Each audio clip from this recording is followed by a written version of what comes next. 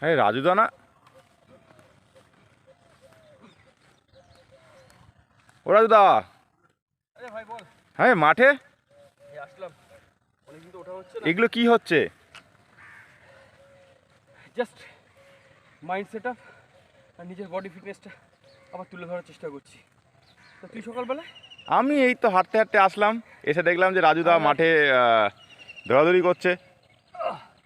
বাপ রে বাপ, তুমি পারো সত্যি, এগুলো কীভাবে সম্ভব? প্র্যাকটিস প্র্যাকটিস করতে হবে, মাইন্ড সেট আপ করতে হবে, তো পসিবল। অন্য কিছু না রে ভাই, এটা একটাই করা, পারপাস একটাই। আমাকে প্রচুর কিছু করতে হবে এমন নয়, বাইরে মেডিসিন যেন আমি না নিই। ও আচ্ছা। বাইরে কি করি, আজকে 30, 32, 35 থেকে ছেলেরাই সুগার, প্রেশার, বিপির মেডিসিন নিতে শুরু করে দিয়েছে। আমার বন্ধুবান্ধব লেভেলেই অনেকে আছে। ও ফিনিশ নাকি? না না। ব্যাস ঠিক আছে, তো আমার সাথে থাকবি।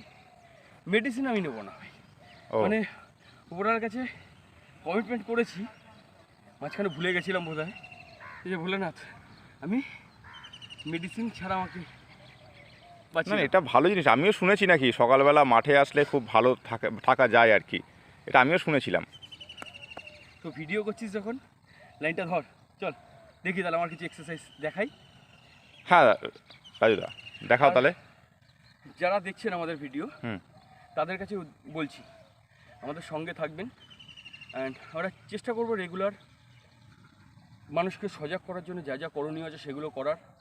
এক্সারসাইজ, মাইন্ড সেট আপ কীভাবে থাকবে, বডি ফিটনেস কীভাবে থাকবে, এই সাবজেক্ট নিয়ে আপনাদের কাছে কন্টিনিউ আসতে থাকবো আমরা। তো দেখুন, জাস্ট আমি কয়েকটা ফিজিক্যাল ফিটনেসের দেখাচ্ছি আপনাদেরকে। ঠিক আছে রাজুদা। ওকে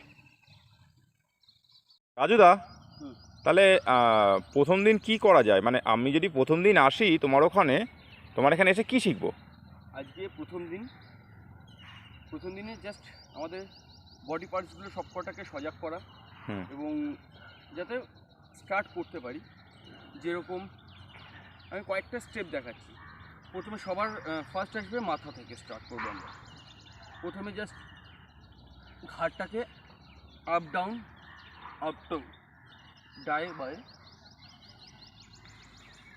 সাইডে, আপার ব্যাক,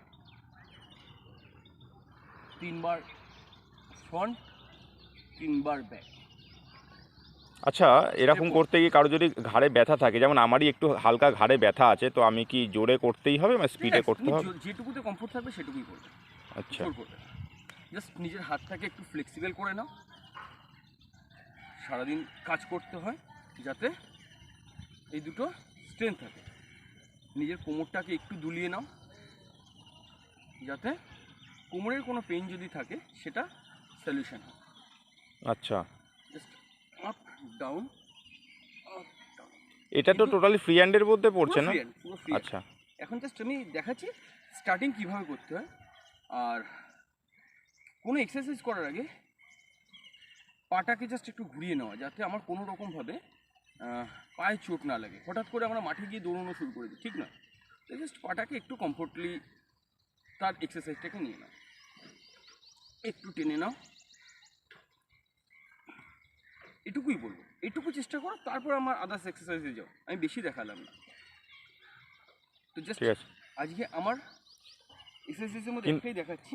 কিন্তু রাজুদা, আমি শুনেছিলাম যে তুমি স্টেজটা খুব ভালো করে করো, একটু স্টেজটা যদি আমাদের দেখাও, কেমন করে স্টেজটা করা। স্ট্রেস দেখলে হ্যাঁ, একটা বেশি না, একটা যে কোনো একটা। চলো।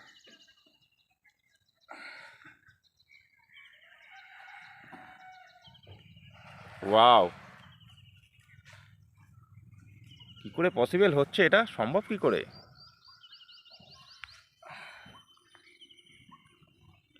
ওরে বাবা, এরকম আমিও শিখতে যাই। অলওয়েজ ডান, আমার সাথে আসতে হবে, প্রতিদিন থাকতে হবে। চলো, ঠিক আছে, ওকে।